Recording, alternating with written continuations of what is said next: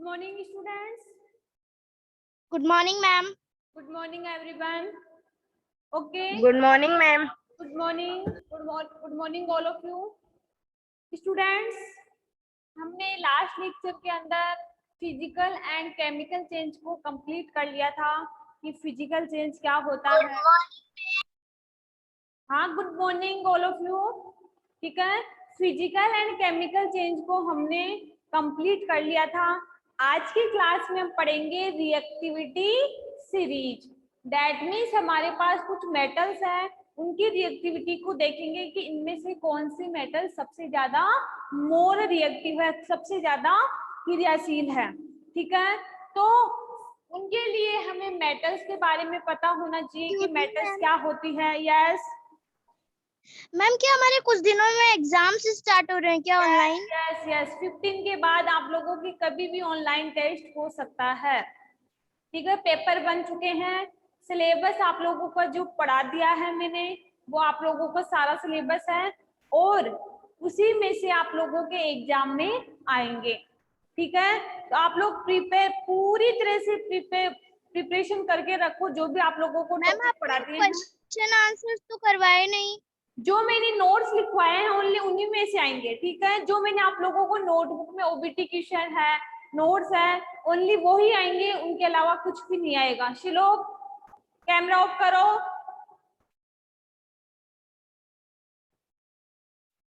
Okay, ठीक है, तो आज की क्लास में हम पढ़ेंगे रिएक्टिविटी सीरीज की। रिएक्टिविटी सीरीज क्या होती है, तो सबसे पहले हमें ये पता होना चाहिए कि reactivity series of metal show the metal is the decreasing order two of the reactivity. Reactivity series के अंदर हम मेटल्स के बारे में पढ़ेंगे।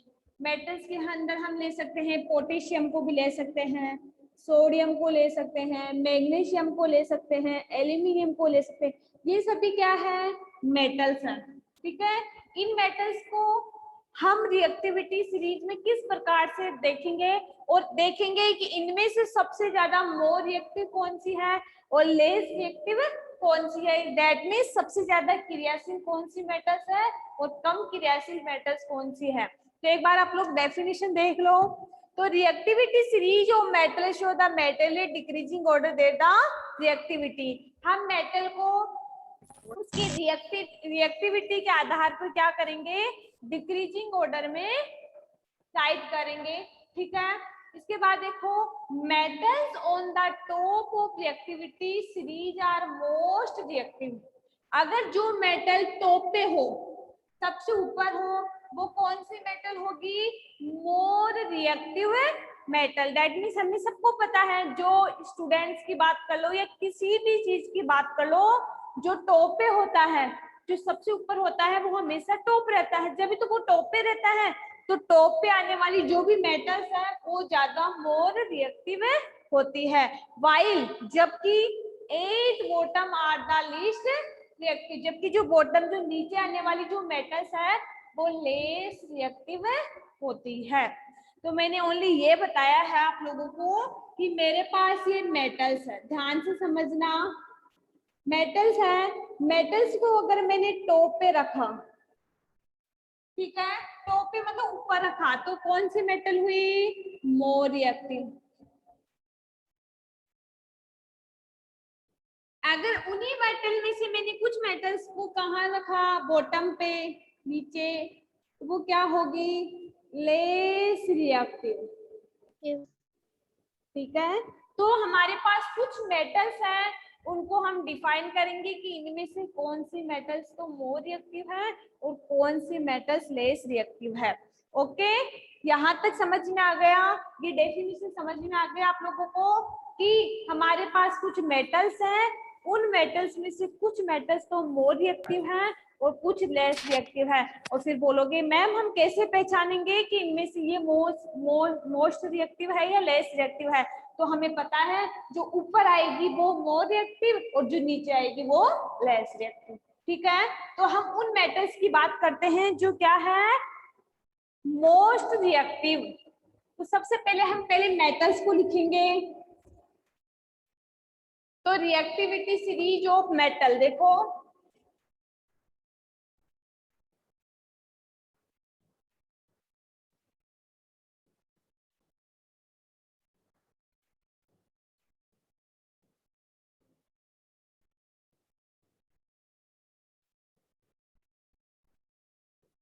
मेटल्स का मीन्स होता है धातु, ठीक है।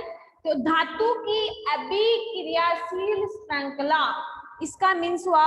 रिएक्टिविटी का मीन्स होता है अभिक्रियाशील, सीरीज का मीन्स होता है श्रृंखला ऑफ मेटल, धातु की अभिक्रिया श्रृंखला, ठीक है। तो सबसे पहले मैं बात करती हूँ, फर्स्ट नंबर पे आता है पोटेशियम, जो सबसे ज्यादा मोर रिएक्टिव होता है। इसके बाद आती है सोडियम, ठीक है। इसके बाद आती है कैल्शियम, इसके बाद आती है एल्यूमिनियम, इसके बाद आती है जिंक, ठीक है। जिंक के बाद नीचे स्पेस नहीं है तो मैं साइड में लिख रही हूँ, लेकिन है इसी के नीचे, ठीक है। दैट मीन्स जिंक से कम रिएक्टिव है। तो जिंक के बाद आती है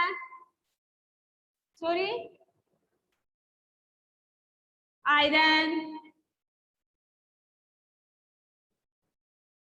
टिन, लेड,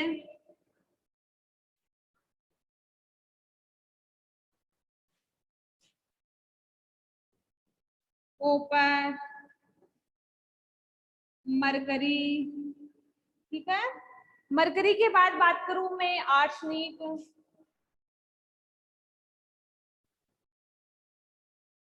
और ओरम। ये कुछ मेटल्स हैं जिनकी रिएक्टिविटी को हम देखेंगे। तो सबसे पहले मैं बात करती हूँ इनमें से ज्यादा मोर रिएक्टिव मेटल कौन सी है। तो एक बार इनकी जो फुल फॉर्म है, किसको क्या बोलते हैं, तो के को बोलते हैं हम पोटेशियम, ये इसका सिंबल है, ठीक है। Sodium, calcium, aluminium, zinc. शायद आपने पहले करवा दिया है। नहीं, मैंने नहीं करवाया ये, ओनली मेटल्स बताई होगी आप लोगों को। फेरम, ठीक है। इसके बाद है टिन, लेड, कॉपर, मरकरी,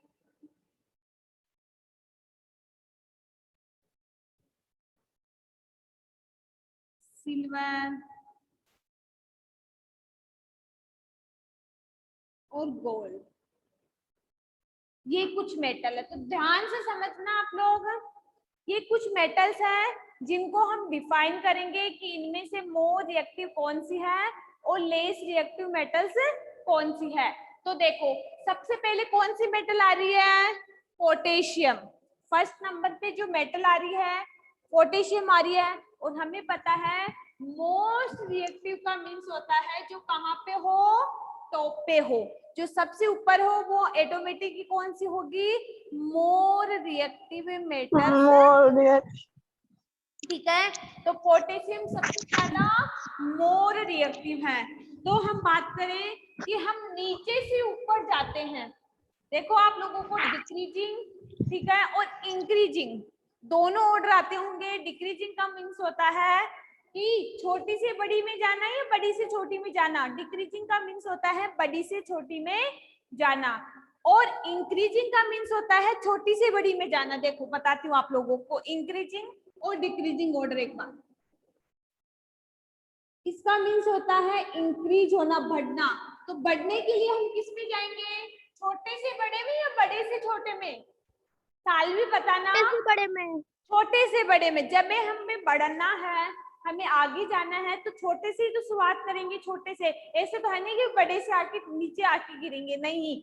जब हमें इंक्रीजिंग ऑर्डर लिखना है तो हम कम से ज्यादा की ओर, तो लेस्ट से कहा जाएंगे, मोर की तरफ, मतलब कम से ज्यादा की तरफ। तो ये तो कौन सा ऑर्डर हुआ, इंक्रीजिंग ऑर्डर। हम बात करें डिक्रीजिंग ऑर्डर, घटता हुआ क्रम, तो घटते हुए क्रम में हम कहा जाएंगे, मोर से लीस्ट में, बड़े से छोटे में। दैट मीन्स बढ़ते से घटते क्रम। ये तो आप लोगों को मैथ में भी पढ़ा होगा, ये चीज तो आप लोगों Yes, को ma'am. मैथमेटिक आती होगी। Ascending order and descending yes, order. Ascending order and descending order. देखो अभी यहाँ बात करती हूँ मैं मेटल्स की। ये मेटल्स मैंने यहाँ सीरीज में लिखा है, यहाँ पे स्पेस कम था इसलिए मैंने यहाँ लिख दी। लेकिन हमारी सबसे लेस रिएक्टिव मेटल कौन सी है, कौन बताएगा?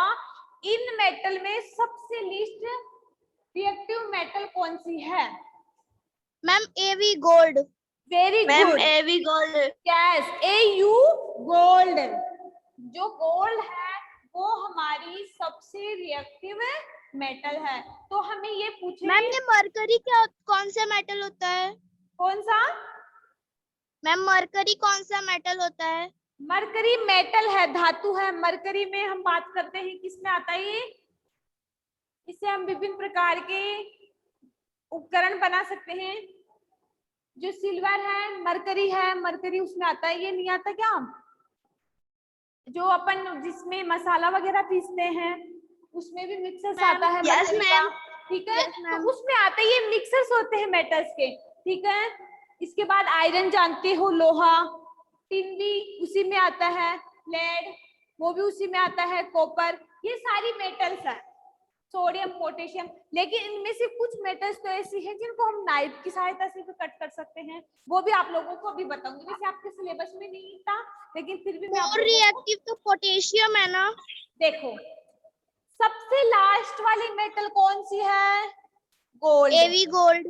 जिसको हम ओरम भी बोलते हैं, ठीक है, या AU गोल्ड भी बोलते हैं। तो ये कौन सी मेटल है? लेस रिएक्टिव, ठीक है। इसके बाद हम बात करें पोटेशियम कौन सी मेटल है? मोर रिएक्टिव, क्योंकि हमें पता है पोटेशियम किस पे है? टॉप पे है। टॉप वाला हमेशा मोर रिएक्टिव होता है, अधिक शक्तिशाली होता है, ठीक है। जबकि जो ओरम है वो नीचे है, सबसे लीस्ट में है, सबसे नीचे है, दैट मींस ये बॉटम पे है, तो ये सबसे कम रिएक्टिव है, ठीक है। दैट मींस हम बोल सकते हैं मोर रिएक्टिव और दूर करो। पढ़ा रही तो हर्षिता म्यूट कर लो। तो यहाँ तक समझ में आ गया? तो मैं आप लोगों को पूछूं कि right the reactivity series of the metal in increasing order. तो इंक्रीजिंग ऑर्डर लिखने के लिए आप कहाँ से स्टार्ट करोगे? अगर मैं आपको इन्हीं मेटल में से इंक्रीजिंग ऑर्डर पूछूं, ठीक है, इंक्रीजिंग ऑर्डर ही पूछ रहे हैं इसमें आप लोगों को, ठीक है, तो आप कहाँ से स्टार्ट करोगे इंक्रीजिंग के लिए? आपको बढ़ता हुआ क्रम पूछे तो कौन सी मेटल से स्टार्ट करोगे लिखना? सालवी, अगर आपको इंक्रीजिंग ऑर्डर पूछे, बढ़ता हुआ क्रम पूछे तो कहाँ से स्टार्ट करोगे? मैम गोल्ड से लिखना शुरू Yes. करेंगे फिर ये है, दैट मींस हमारा जो क्रम होगा, पहले सबसे पहले हम लिखेंगे ओरम को, फिर सिल्वर को, फिर mercury, copper, lead, tin, ferrum, zinc, aluminium, calcium, sodium और पोटेशियम। लेकिन आपको यही ऑर्डर अगर डिक्रीजिंग ऑर्डर में पूछ ले कि ये जो मेटल्स है उनका डिक्रीजिंग ऑर्डर लिखो, तो आप कहाँ से स्टार्ट करोगे? पोटेशियम, सोडियम, ठीक है। तो आपको पूछे ये तो है हमारी मोर रिएक्टिव मेटल, ठीक है, और ये वाली है हमारी लीस्ट रिएक्टिव मेटल।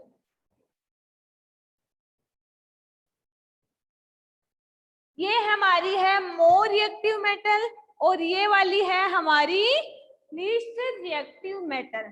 तो आपको पूछे ऑप्शन दे रखा हो, क्वेश्चन में ऐसा पूछ सकता है ना कि मोर रिएक्टिव मेटल कौन सी है? इस टाइप के क्वेश्चन मैंने आपके पेपर में डाले हैं, ठीक है। तो देखना मैंने क्वेश्चन डाला है कि choose the more reactive metal in the following. That means मैंने ऑप्शन दे रखे हैं 4 कि इनमें से चूज करो कि सबसे ज्यादा मोर रिएक्टिव मेटल कौन सी है, और मैंने ऑप्शन में डाल दिए कि सोडियम है, पोटेशियम है, इसके बाद कैल्शियम है और एल्यूमिनियम है। तो आप किस पे टिक करोगे? सबसे ज्यादा मोर रिएक्टिव मेटल इन चारों में से कौन सी है? आपके नेट में प्रॉब्लम। पोटेशियम। पोटेशियम। ठीक है, अगर मैं आप लोगों को यही पूछूं कि choose the more reactive metal in the following, लेकिन वहां पोटेशियम ना देके कुछ और दे दूं, जिंक दे दिया मैंने, चलो, तो इनमें से मोर रिएक्टिव मेटल आप कौन सी लिखोगे? Ma'am Na। या वेरी गुड, इसका मतलब समझ में तो आ गया आप लोगों को।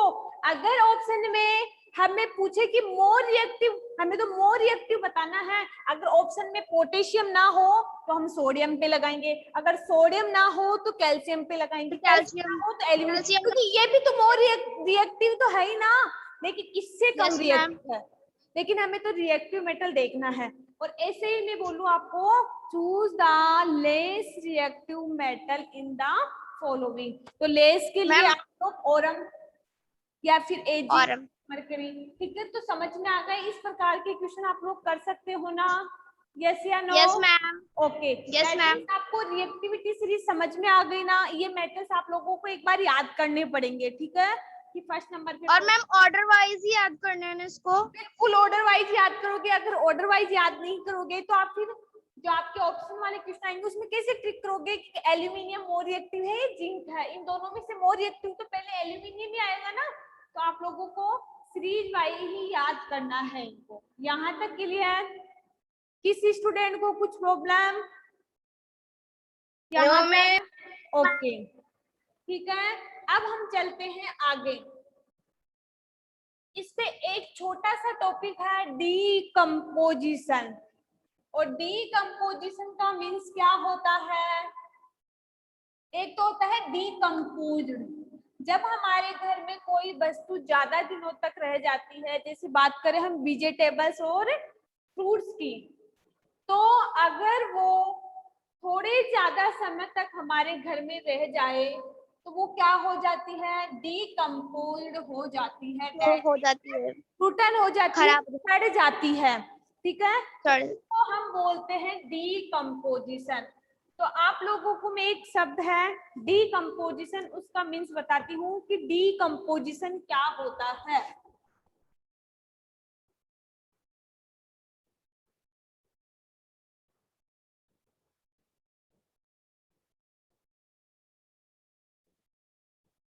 डीकम्पोजिशन का मीन्स होता है सड़ना, या वो पूरी तरह से नष्ट होना, ठीक है। और हम बोल सकते हैं उसको सड़न। डीकम्पोजिशन को हम हिंदी में बोल सकते हैं सड़न। कि हमारे घर पे चाहे से सब्जी हो, गर्मियों के दिनों में आप लोगों ने देखा होगा कि हम रात की सब्जी को सुबह यूज नहीं कर सकते, क्योंकि वो पूरी तरह से क्या हो जाती है? डीकम्पोज्ड हो जाती है, पूरी तरह से सड़ जाती है और बदबू आने लगती है। इसी प्रकार हम बात करें वेजिटेबल सब्जियों की और फ्रूट्स की बात करें तो वो क्या होती हैं? उनको भी अगर हम ज्यादा दिनों तक रख ले तो वो भी क्या हो जाती है? डीकम्पोज्ड हो जाती है। तो डीकम्पोजिंग ऑफ फूड इज ए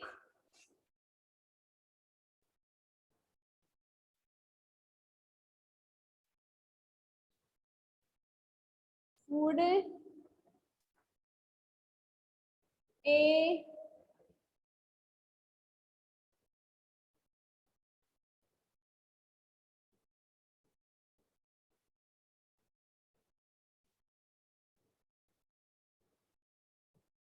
देखो, एक ही लाइन में पूरा आंसर बता दिया मैंने।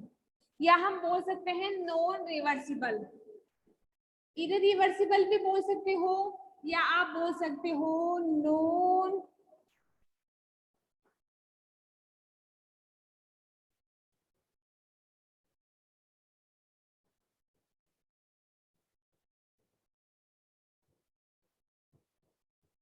जब हमने क्या पढ़ा था, केमिकल एंड फिजिकल चेंज, ध्यान देना, जब हमने केमिकल एंड फिजिकल चेंज पढ़ा था तो उसमें हमने देखा था कि केमिकल चेंज क्या होता है और फिजिकल चेंज क्या होता है। एक बात समझना, फिजिकल चेंज दैट मीन्स भौतिक परिवर्तन, तो उसको हम क्या कर सकते थे, रिवर्स कर सकते थे, और रिवर्स करके उसको दोबारा से उसकी ओरिजिनल स्टेट में ला सकते हैं। तो वो तो क्या कहलाता है, क्या कहलाता था वो, फिजिकल चेंज, ठीक है। लेकिन केमिकल चेंज क्या था, केमिकल चेंज में हमारे पास कोई भी सब्सटेंस है, उससे हमने एक न्यू सब्सटेंस बना लिया, क्या उसको आप रिवर्स कर सकते हो क्या, नहीं, तो वो क्या कहलाता है, केमिकल चेंज। इसी प्रकार जो डीकम्पोजिशन होता है वो क्या है, नॉन रिवर्सिबल रिएक्शन, या हम इसको बोल सकते हैं एक प्रकार का केमिकल चेंज।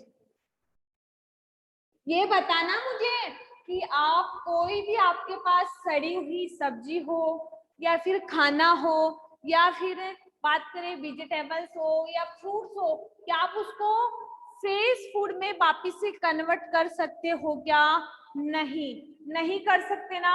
अगर हमारे पास कोई भोजन है, ठीक है, भोजन है वो डीकम्पोज हो जाए, सड़ जाए, तो आप उसको दोबारा से प्योर भोजन में कन्वर्ट कर सकते हो क्या, नहीं, नहीं कर सकते। तो यही तो है कि डीकम्पोजिंग फूड दैट मीन्स सड़ा हुआ भोजन a non reversible reaction, that means जो सड़ा हुआ भोजन है, एक तरह से जो खराब हुआ जो भोजन है वो एक नॉन रिवर्सिबल रिएक्शन है, और नॉन रिवर्सिबल का मीन्स होता है जिसको हम रिवर्स नहीं कर सकते, जिसको हम कन्वर्ट नहीं कर, वो सड़ गया तो सड़ गया, वो फेंकने के काम आएगा, ठीक है, तो वो क्या है, एक तरह से डीकम्पोजिशन, ठीक है।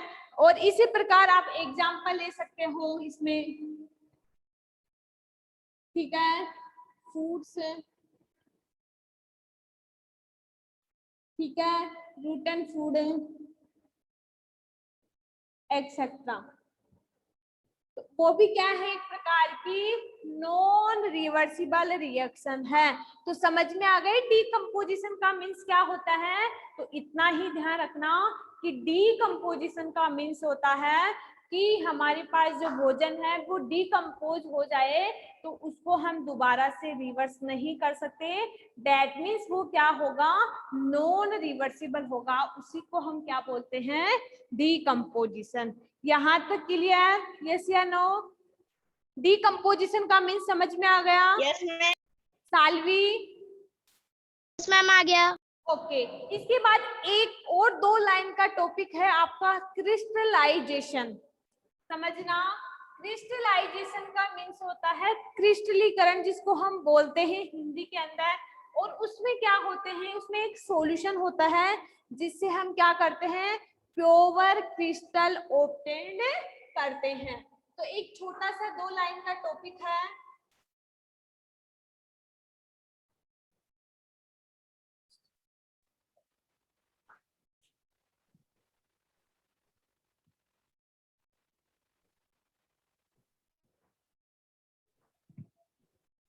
क्रिस्टलाइजेशन दैट मीन्स क्रिस्टलीकरण, जिसको हम बोल सकते हैं क्रिस्टलीकरण।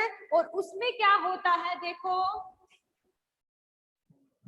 लार्ज, मैम आपके नेट में प्रॉब्लम हो रही है क्या हुआ, मैम, धुंधला दिख रहा है। दिख जाएगा भी, large crystal of pure substance can be formed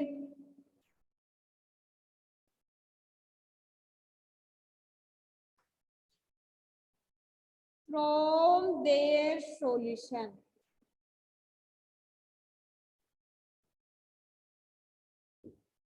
That means कि इस प्रोसेस के द्वारा हमारे पास एक सॉल्यूशन होता है, उससे हम large crystal pure substance obtain कर सकते हैं या बना सकते हैं। तो यह है लार्ज क्रिस्टल दैट मीन्स बड़े क्रिस्टल और प्योर सब्सटेंस, वो भी हमारे पास कैसा सब्सटेंस होना चाहिए, शुद्ध पदार्थ, can be formed from the solution, कि इस प्रोसेस के द्वारा हम बड़े लार्ज क्रिस्टल बना सकते हैं, उसी को हम बोलते हैं क्रिस्टलाइजेशन।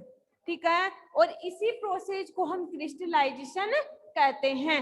तो ये इस चैप्टर का आपका एंडिंग टॉपिक था। आज की क्लास में हमने पढ़ा रिएक्टिविटी सीरीज, ठीक है, इसके बाद हमने पढ़ा, ठीक है, डीकम्पोजिशन, और मैंने डीकम्पोजिशन का मीन्स बता दिया कि हमारे पास कोई भी जो डीकम्पोज्ड फूड है उसको हम रिवर्स नहीं कर सकते, तो वो क्या होगा, नॉन रिवर्सिबल होगा, और वो क्या होगा, जैसे एग्जाम्पल फूड है, फ्रूट एंड फूड है, ठीक है, इसके अलावा फ्रूट्स है, वेजिटेबल्स है, वो कुछ समय के लिए हम ज्यादा दिनों तक अगर उसको रख ले वो पूरी तरह से क्या हो जाती है, डीकम्पोज्ड हो जाती है। इसी तरह क्रिस्टलाइजेशन, लार्ज क्रिस्टल और pure substance can be formed from the their solution. ये था हमारा इस चैप्टर का लास्ट टॉपिक, ठीक है। इसके बाद हमने इस चैप्टर में क्या क्या पढ़ा, इस चैप्टर का एक माइंड मैप है, स्टूडेंट्स रफ नोटबुक निकाल लो ताकि आप लोग जब भी पढ़ो तो आपको पता रहे कि हमारे इस चैप्टर में ये टॉपिक है। दैट मीन्स मैं एक पूरा माइंड मैप बना रही हूँ इस चैप्टर का, जिसको हम बोलते हैं शॉर्टकट, पूरे चैप्टर का एक शॉर्टकट बना रही हूँ ताकि आप लोगों को पता रहे कि एक्चुअली हमने इस चैप्टर में पढ़ा क्या है। तो आप लोगों को रफ नोटबुक ओपन करनी है और जो मैं चार्ट बना रही हूँ वो अपनी नोटबुक में बनाना है। यहाँ तक तो मैं व्हाट्सएप पे सेंड कर दूंगी, लेकिन जो चार्ट है वो आपको अपनी रफ नोटबुक में बनाना है। और चैप्टर के लास्ट में जो आपका होगा, आज ये जो वर्क भेजूंगी उसके बाद आप लोगों को वो चार्ट अपनी नोटबुक में बनाना है। तो सभी स्टूडेंट्स को बनाना है। तो देखो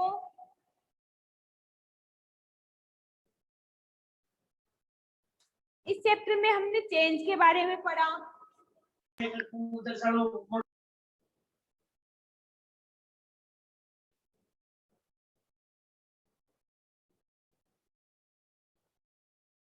चेंज भी हमने 2 पढ़े,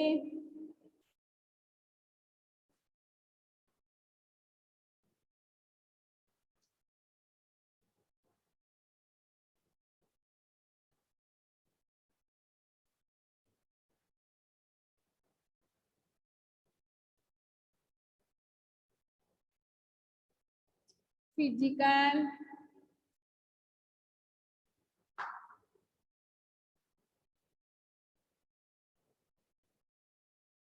chemical.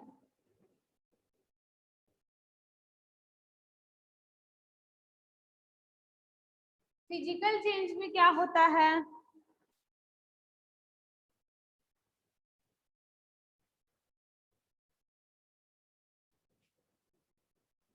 No new substance are formed. इसमें बात करते हैं न्यू सब्सटेंस आर फॉर्मेड, ठीक है। फर्स्ट पॉइंट हमने यही देखा था इसमें। इसके अलावा नया सब्सटेंस नहीं बनेगा तो हम इसको क्या कर सकते हैं, रिवर्स, और रिवर्स कर सकते हैं तो ये क्या होगा, non stable,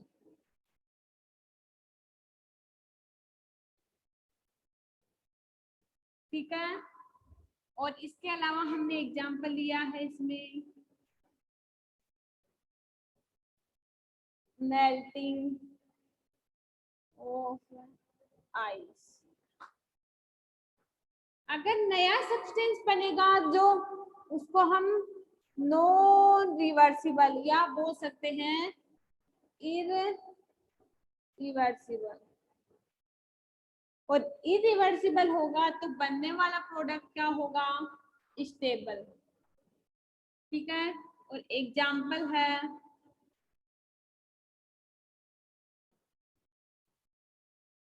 rusting of iron. ठीक है, यहाँ तक समझ में आ गया। इसके बाद इसी में साइड में बनाना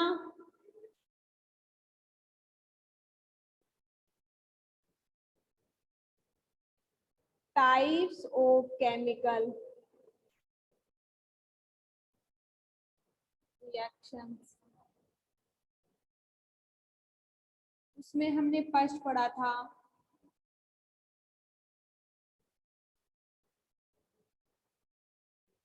ये रहने दो, यहाँ तक ही रहने दो आप लोग, वो अलग टॉपिक आ गया। ठीक है, इसमें एग्जाम्पल और लिख सकते हो, वार्निंग ऑफ वुड, पेपर या वुड। इसमें एग्जाम्पल और ले सकते हो आप लोग, फोल्डिंग ओ पेपर।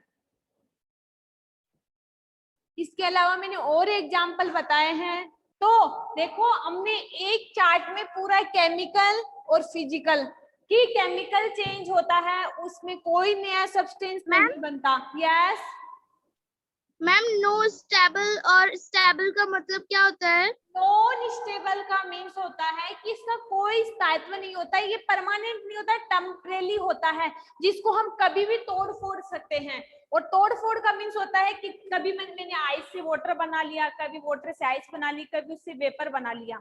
समझ में आ गया आप लोगों को? तो वो तो क्या है, नॉन स्टेबल। ठीक है, नॉन स्टेबल का मीन्स होता है कि इसका ये स्थायी नहीं है, स्थायी नहीं है। नॉन स्टेबल का मीन्स है ये स्थायी नहीं है। दैट मीन्स को हम दोबारा से रिवर्स कर सकते हैं, तभी तो उसको रिवर्सिबल बोलते हैं हम लोग। और इसका मतलब है इररिवर्सिबल, दैट मीन्स स्टेबल, कि इसमें एक बार आयरन से जो रस्ट बनी वो रस्ट ही रहेगी, उसको दोबारा से आयरन नहीं बना सकते। दैट मीन्स बनने वाला प्रोडक्ट क्या हुआ,